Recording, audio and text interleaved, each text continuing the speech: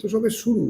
এই যে আপনাদের হাকিমপুর, তারপরে বিভিন্ন চেকপোস্টের সামনে ভিড়, এরপরে আরও শুরু হবে, সবাইকে ধরা হবে এবং ব্যবস্থা নেওয়া হবে। এখনো বলছি, যা সময় আছে, যারা এখানে রয়েছেন, যেসব বাংলাদেশি অনুপ্রবেশকারী মুসলমানরা, তারা তাড়াতাড়ি বাক্স প্যাঁটরা গুছিয়ে এগিয়ে যান নিজেদের দেশের দিকে।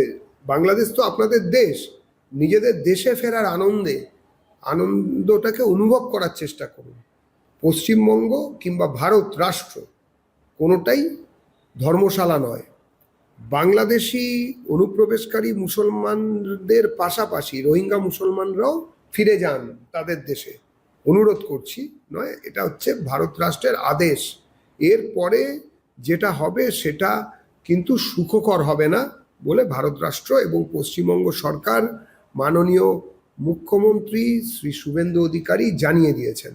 শেষ কথা, যারা কিনা এই রাষ্ট্রের মধ্যে থেকেই এই হিন্দু মুসলমানটাকে গুলিয়ে দেওয়ার চেষ্টা করছেন অনুপ্রবেশকারী ইস্যুতে, তাদের জন্য বলছি, একমাত্র বাংলাদেশি মুসলমান এবং রোহিঙ্গা মুসলমান ছাড়া বাকি হিন্দু, বৌদ্ধ, খ্রিস্টান, শিখ, জৈন যারা বাংলাদেশ থেকে ধর্মীয় কারণে নিপীড়িত হয়ে পারে এসেছেন, তারা কিন্তু অনুপ্রবেশকারী নন, তারা উদ্বাস্তু।